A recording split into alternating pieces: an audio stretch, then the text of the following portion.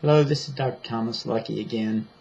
Like I was saying the other day with the vitamin E supplements and prostate cancer. Yep, I was right. There is a huge attack on the supplement industry, in general the vitamin industry, and we see it today by the Archives in Internal Medicine, one of the so-called journals I receive, saying, and giving credit to doctors, believe it or not, for such propaganda garbage that needs to not be even presented. And I'm just going to walk you through this, because you'll probably see this in the newspaper, probably see it on Yahoo and all the other different outlets of media, saying that multivitamins cause death. You just have to pick one thing at a time, because if they actually did science so poorly with drugs, there would be no drugs on the market actually these days. This is absolutely ridiculous. But I'm just going to read this out to you and sort of do my rebuttal. It says, in women aged 55 to 69 years, several widely used dietary vitamins and mineral supplements, especially supplemental iron, may be associated with increased risk for death, according to new findings from the Iowa Women's Health Study. See, they always begin an article by putting these scare tactics up front and at the end, and they fill it with a bunch of garbage in the middle, actually. So that's what we'll see here. First of all, women this age should not be using iron supplementation. They're postmenopausal, for God's sakes. And yes, there's an increased risk of hemochromatosis and hemosiderosis, those conditions that increase iron load in the body. So this is common sense and evidence of a horrible study to begin with. Although many vitamin supplements did not appear to be associated with a higher risk for total mortality, several were, including multivitamins, this is funny, vitamin B6 and folic acid, as well as mineral iron, magnesium, zinc, and copper. Jaco Mersu, PhD from the Department of Health Sciences, Institute of Public Health and Clinical Nutrition at University of Eastern Finland in Kuopio, Finland, and colleagues reported their findings in the October 10th issue of the Archives of Internal Medicine. And this is, quote, supplements are widely used and further studies regarding their health effects are needed, Dr. Musu and colleagues write. Also, little is known about long-term effects of multivitamins used and less commonly used supplements such as iron and other minerals. And now this is a little bit about the study. The current study sought to evaluate the link between supplement use and total mortality rate using data from the Iowa Health study. A total of 38,772 older women were included in the analysis. Women were aged between 55 to 69 with the average of 61.6 years at the beginning of the study in 1986. This is just funny. Self-reported data on vitamin supplements were collected in 1986, 1997, and 2004. I actually graduated from high school in 1986. That was 25 years ago, for God's sakes. And here, a total of 15,594 deaths were reported through December 31st, 2008, representing about 40% of the initial participant.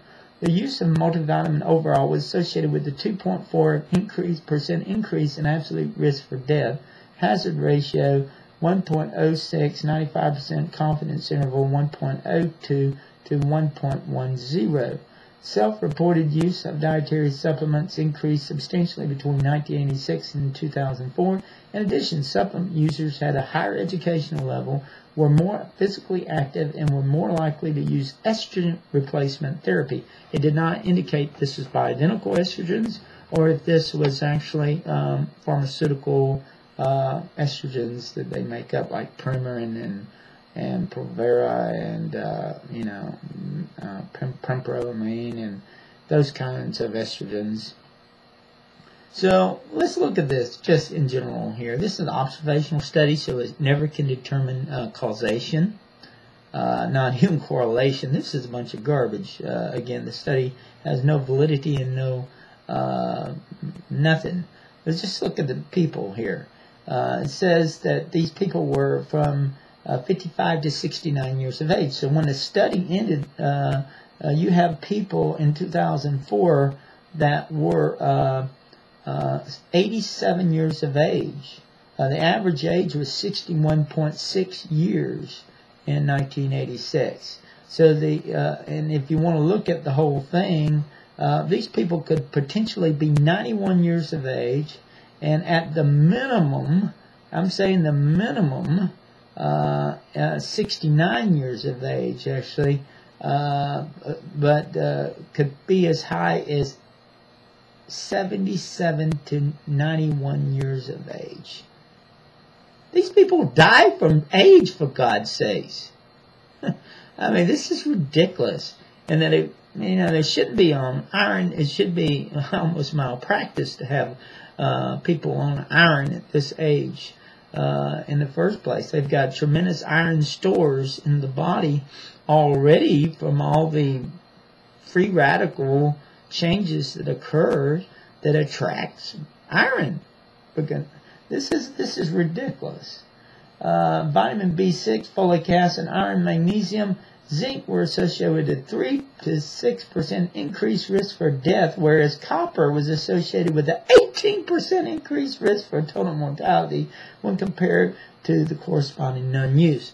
They don't mention what kind of vitamins they are using. They don't mention if they're natural organic vitamins. They don't mention if they're synthetic, which most likely they are, because this is how they get this vitamin propaganda in the news in the first place. They just say that it's vitamins, multiple vitamins. Horrible science. In contrast, the use of calcium was inversely related to the risk for death at 0.91, 95% confidence interval, 88 to 94, absolute risk reduction 3.8%. The researchers assessed the findings of iron and calcium in more detailed analysis conducted during a shorter period, 10 years, 6 years, and 4-year follow-up, and found results similar to those analysis conducted during the entire time. I think we have way too much calcium in our diet in the first place, and the problem is there's a lack of hormones that help with the absorption of calcium, so I'm not a big calcium believer in the first place. I think most calcium is not bioavailable, it is not used in the first place, and what you get is a breakdown of the bone of calcium because we're so horribly malnourished. The old saying is you heat up, you dry up, you swell up, and you stone up. That is the stages of death. And that's where we're at today. That's why there's so much kidney stones, gallstones, all kinds of stones going on in the body, because we're essentially drying up from severe dehydration and malnutrition.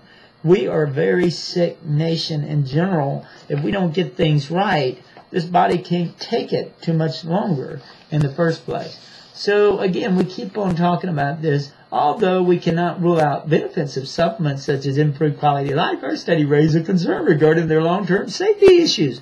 I don't know if anybody's died from vitamin supplementation, for God's sakes. I mean, this is ridiculous. And I like this at the bottom of this. It says the study was partially supported by the National Cancer Institute and Academy of Finland, the Finnish Culture Foundation, and the Fulbright Program Research Grant for Junior Scholar. One study author is unpaid member of the Scientific Advisory Board of California Walnut Commission. That sounds good.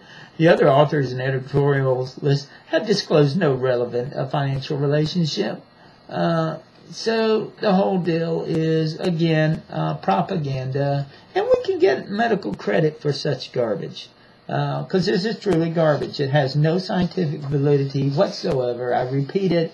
It's an observational studies. It's on horrible, most likely vitamins that are not bioavailable for the human body. And it's only there because they can put it out in the press and actually get people confused and they'll go see their doctor, and their doctor will tell them to get off of good nutritional supplements because it's the best thing to do.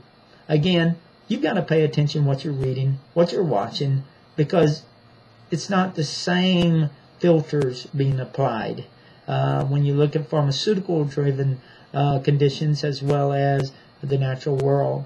So ask the question, what can you do about your health today? First, you have to make the decision to take responsibility for your health because no one else will. Have a great day.